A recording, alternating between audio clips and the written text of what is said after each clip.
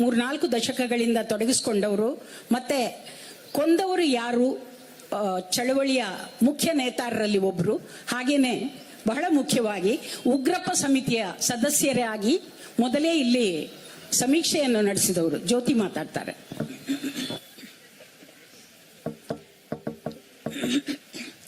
ರಾಜ್ಯದ ವಿವಿಧ ಮೂಲೆಗಳಿಂದ ಈ ಹೋರಾಟಕ್ಕೆ, ಕೊಂದವರು ಯಾರು ಆಂದೋಲನದ ಹೋರಾಟಕ್ಕೆ ನಾನು ಕುಳಿತಿದ್ದೇನೆ.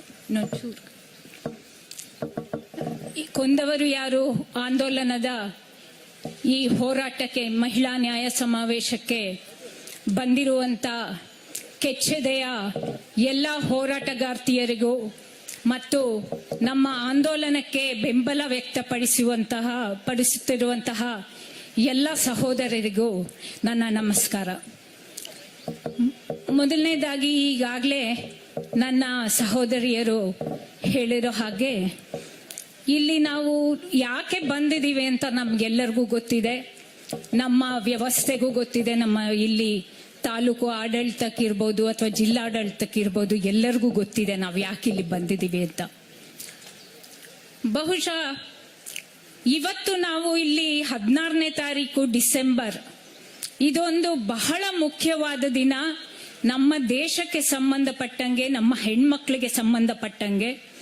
ಯಾಕೆಂದ್ರೆ ಇದು ನಿರ್ಭಯ ಅತ್ಯಾಚಾರ, ಸಾಮೂಹಿಕ ಅತ್ಯಾಚಾರ, ಬರ್ಬರವಾದ ಅತ್ಯಾಚಾರವಾದ ದಿನ.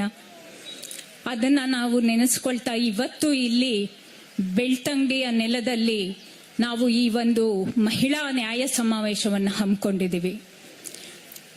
ಅವತ್ತು ನಿರ್ಭಯ ಸಾಮೂಹಿಕ ಅತ್ಯಾಚಾರವಾದಾಗ ಅದಕ್ಕೆ ಬಹಳ ಶೀಘ್ರದಲ್ಲೇನೆ ನ್ಯಾಯ ಸಿಕ್ತು.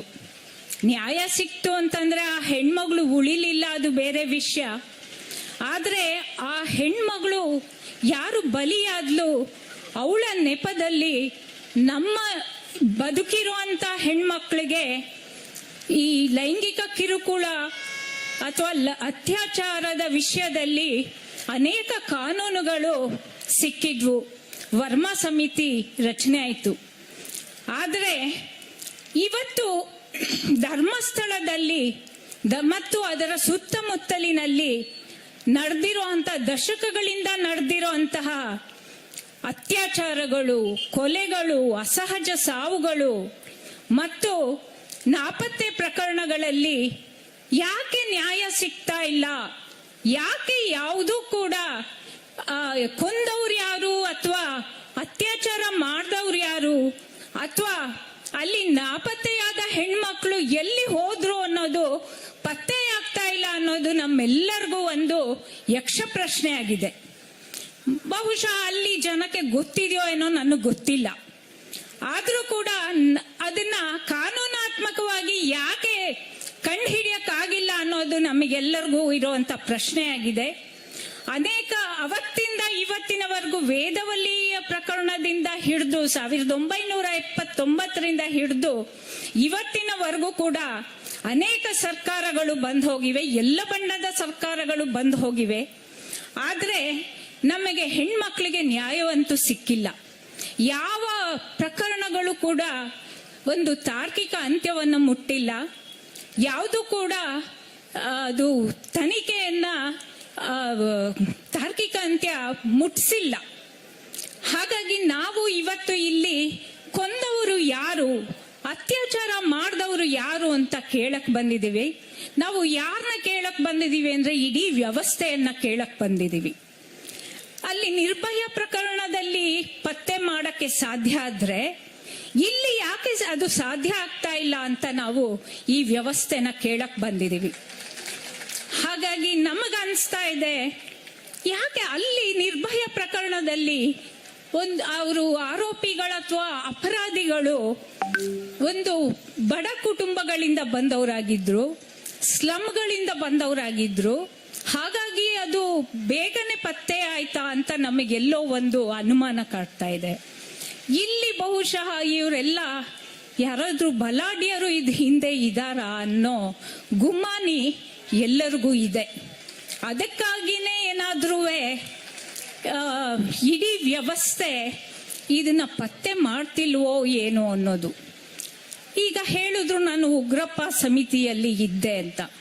ಹೌದು, 2014ರಲ್ಲಿ ಇದೇ ಸರ್ಕಾರ ಅವತ್ತು ಇತ್ತು. ಅಂದ್ರೆ ಇದೇ ಮುಖ್ಯಮಂತ್ರಿಗಳು ನೇತೃತ್ವದಲ್ಲಿ ಅವತ್ತು ಸರ್ಕಾರ ಇತ್ತು.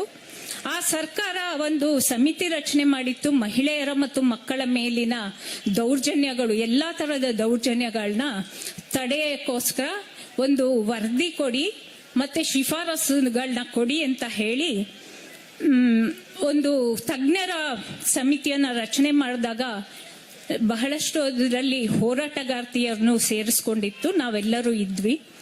ಆಗ ಪ್ರತಿ ಜಿಲ್ಲೆಗಳಿಗೂ ನಾವು ಒಂದು ಪರಿಶೀಲನಾ ಸಭೆ ಮಾಡಕ್ಕೆ ಹೋಗ್ತಾ ಇದ್ವಿ. ಹಾಗೆ ದಕ್ಷಿಣ ಕನ್ನಡ ಜಿಲ್ಲೆಗೂ ಹೋದಾಗ 2016ರಲ್ಲಿ ಅಲ್ಲಿ ಸಾರ್ವಜನಿಕರು ಇದ್ರು. ಇಲ್ಲಿಯ ಒಬ್ರು ಕೂಡ ಅಲ್ಲಿ ಬಂದಾಗ ಅವರು ಹೇಳಿದ್ರು, ಈ ತರ ನಮ್ಮ ಬೆಳ್ತಂಗಡಿ ಅವರೇನೆ ಇಲ್ಲೂ ಇದಾರೆ ಅವರು. ಸೊ ಅವರು ಹೇಳಿದ್ರು, ಈ ತರ ಇಷ್ಟೊಂದು ಅಸಹಜ ಸಾವುಗಳು ನಮ್ಮಲ್ಲಿ ಆಗ್ತಾ ಇದೆ, ಆದ್ರೂ ಕೂಡ ಅದು ಯಾವುದು ಪತ್ತೆ ಆಗ್ತಾ ಇಲ್ಲ ಅಂತ ಹೇಳಿದಾಗ, ವ್ಯವಸ್ಥೆ ಪತ್ತೆ ಮಾಡ್ತಾ ಇಲ್ಲ ಅಂತ ಹೇಳಿದಾಗ, ಅವತ್ತು ಸಮಿತಿಯ ಅಧ್ಯಕ್ಷರು ಪ್ರಶ್ನೆ ಮಾಡಿದ್ರು. ಪ್ರಶ್ನೆ ಮಾಡಿದಾಗ ಪೊಲೀಸ್ ಅವತ್ತು SP, ಅದು ಅಡಿಷನಲ್ SP, ಬಹಳ ಉನ್ನತ ಅಧಿಕಾರಿ ಅವರು, ಜಿಲ್ಲೆಯ ಉನ್ನತ ಅಧಿಕಾರಿ, ಅವರು ಹೇಳಿದ್ರು, ಹೌದು, ಒಂದು ಅಂಕಿ ಅಂಶಗಳನ್ನು ಕೊಟ್ರು. ಪ್ರತಿ ವರ್ಷ 100ಕ್ಕೂ ಹೆಚ್ಚು ಅಸಹಜ ಸಾವುಗಳು ಆ ಒಂದು ವ್ಯಾಪ್ತಿನಲ್ಲಿ, ಧರ್ಮಸ್ಥಳ ವ್ಯಾಪ್ತಿನಲ್ಲಿ ನಡೀತಾ ಇದೆ ಅಂತ. ಅಷ್ಟಾದ್ರೂ ಕೂಡ ಅವರು ಅದನ್ನ ಅಧ್ಯಕ್ಷರು ಕೇಳಿದ್ರು, ನೀವು ಅದನ್ನ ತಡೆಯಕ್ಕೆ ಏನ್ ಮಾಡ್ತಿದ್ದೀರಾ ಅಂತ ಅವ್ರ ಹತ್ರ ಉತ್ತರ ಇರಲಿಲ್ಲ. ಹೀಗಾಗಿ ಈ ನಮ್ಮ ಪ್ರಶ್ನೆ ಇವತ್ತಿರೋದು, 100 ಅಸಹಜ ಸಾವುಗಳಾಗತ್ತೆ ಅಂತಂದ್ರೆ ಒಂದು ಪೊಲೀಸ್ ಠಾಣಾ ವ್ಯಾಪ್ತಿಯಲ್ಲಿ ಈ ವ್ಯವಸ್ಥೆಗೆ ಅದು ಅಷ್ಟೊಂದು ಸಲೀಸ, ಅಷ್ಟೊಂದು ಅಗ್ಗನ, ಅವರು ಅದನ್ನ ತಡೆಯಕ್ಕೆ ಏನು ಪ್ರಯತ್ನ ಮಾಡೋದಿಲ್ವಾ ಅನ್ನೋದು ನಮ್ಮೆಲ್ಲರ ಪ್ರಶ್ನೆ ಆಗ್ಬೇಕಾಗಿದೆ. ಏಕೆಂದ್ರೆ ಇವತ್ತು ಪೊಲೀಸ್ನವ್ರು ಇರೋದು ನಾವೆಲ್ಲರೂ ಅನ್ಕೊಂಡಿರೋ ಹಾಗೆ ನಮ್ಮ ಜನರ ರಕ್ಷಣೆ ಮಾಡಕ್ಕೆ ಈ ವ್ಯವಸ್ಥೆ ಇದೆ ಅಂತ ನಾವು ಅನ್ಕೊಂಡಿದೀವಿ. ಆದ್ರೆ ಇಷ್ಟರವರೆಗೂ ಕೂಡ ಅಲ್ಲಿ ಬರುವಂತ ಜನರ ಹೆಣ್ಮಕ್ಳ ರಕ್ಷಣೆ ಆಗದೆ ಹೋದ್ರೆ ಈ ವ್ಯವಸ್ಥೆ ಏನ್ ಮಾಡ್ತಾ ಇದೆ ಅಂತ ಹೇಳಿ ನಾವು ಪ್ರಶ್ನೆ ಮಾಡಬೇಕಾಗಿದೆ. ಒಂದು. ಎರಡನೇದು, ದೂರುದಾರರು ಹೋಗಿ ದೂರು ಕೊಟ್ರೆ ಅದನ್ನ ಸ್ವೀಕರಿಸೋದಿಲ್ಲ ಅಂತ ಅನ್ನೋದಾದ್ರೆ ಆ ಪೊಲೀಸ್ ಠಾಣೆ ಯಾಕೆ ಇದೆ ಅನ್ನೋ ಪ್ರಶ್ನೆನೂ ಕೂಡ ಜನಸಾಮಾನ್ಯರಿಗೆ ಬರೋದು ಸಹಜವೇ. ಹಾಗಾಗಿ ನಾವಿವತ್ತು ಕೇಳಬೇಕಾಗಿರೋದು, ನಾವೆಲ್ಲರೂ ಕೂಡ ಬರೀ ಆಂದೋಲನ ಮಾತ್ರ ಅಲ್ಲ, ಜನಸಾಮಾನ್ಯರು ಕೇಳಬೇಕಾಗಿರೋದು, ಒತ್ತಾಯ ಮಾಡಬೇಕಾಗಿರೋದು, ಒಂದು ವ್ಯವಸ್ಥೆ, ನಾವು ಪ್ರಜಾತಂತ್ರವನ್ನ ಆರಿಸಿಕೊಂಡಂತ ಈ ಪ್ರಜಾತಾಂತ್ರಿಕ ವ್ಯವಸ್ಥೆ ನಮ್ಮ ಆಶಯಗಳನ್ನ, ಪ್ರಜಾತಂತ್ರದ ಸಂವಿಧಾನಾತ್ಮಕ ಒಂದು ಆಶಯವನ್ನ ಈಡೇರಿಸಬೇಕು. ಅಂದ್ರೆ ನಾವು, ನಮ್ಮ ಪೊಲೀಸ್ ವ್ಯವಸ್ಥೆ ಜನರ ಕಷ್ಟ ಸುಖಕ್ಕೆ ನೀವು ಸ್ಪಂದಿಸಬೇಕು. ನಾವೇನೋ ತೊಂದರೆ ಆಗಿದೆ ಅಂತ ನಿಮ್ಮ ಹತ್ರ ಬಂದ್ರೆ ನೀವು ನಮ್ಮ ದೂರುಗಳನ್ನ ಮೊದಲನೇದಾಗಿ ತಗೋಬೇಕು. ಆಮೇಲೆ ಅದನ್ನ ತನಿಖೆ ಮಾಡಬೇಕು, ವಿಚಾರಣೆ ಮಾಡಬೇಕು. ನಾವು ಯಾರ ಬಗ್ಗೆ ನಿಮಗೆ ಶಂಕಿತ ಆರೋಪಿ ಅಂತ ಕೊಡ್ತೀವಿ ಅವರನ್ನ ನೀವು ವಿಚಾರಣೆ ಮಾಡಬೇಕು ಅನ್ನೋದನ್ನ ನಾವಿಲ್ಲಿ ಕೇಳ್ತಾ ಇದ್ದೀವಿ. ಇದನ್ನ ಒಂದು. ಆಮೇಲೆ ನಮ್ಮ ಉಗ್ರಪ್ಪ ಸಮಿತಿಯಿಂದ ಒಂದು ಶಿಫಾರಸನ್ನ ಕೊಟ್ಟಿದ್ದು ಏನಂದ್ರೆ, ಈ ಒಂದು ಏನು ಅಸಹಜ ಸಾವುಗಳು ಅಂತ ಹೇಳಿ ಅಧಿಕಾರಿಗಳೇ ಹೇಳಿದ್ರು, ಅದ್ರ ಕುರಿತು ಒಂದು ಅಧ್ಯಯನ ಮಾಡಬೇಕು, ಯಾಕಿದೆಲ್ಲ ಆಗ್ತಾ ಇದೆ ಅಂತ. ಅದು ಇಲ್ಲಿವರೆಗೂ ಕೂಡ ಆಗಿಲ್ಲ. ಕನಿಷ್ಠ ಪಕ್ಷ ಇವತ್ತಾದ್ರೂ SIT ರಚನೆ ಆಗಿದೆ, ಸರ್ಕಾರನೇ SIT ರಚನೆ ಮಾಡಿದೆ.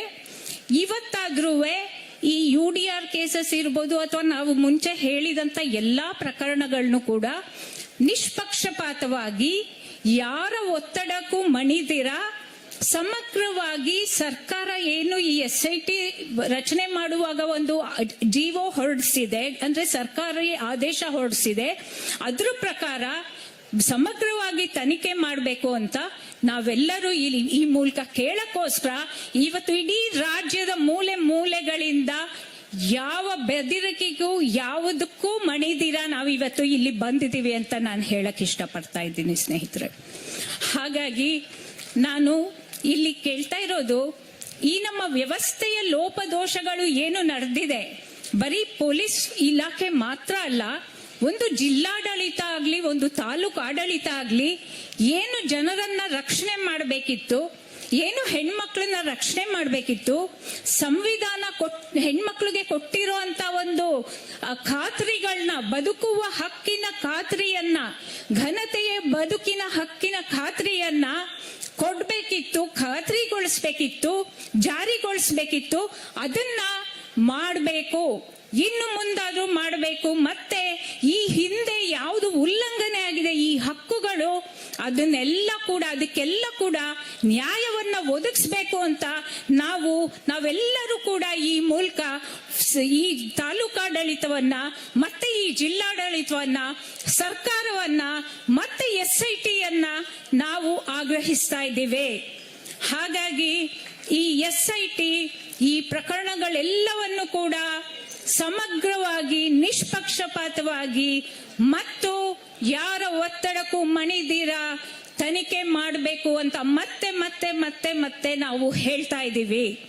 ಇದನ್ನ ಹೇಳಿ ನಾನು ನನ್ನ ಮಾತನ್ನ ಮುಗಿಸ್ತೇನೆ.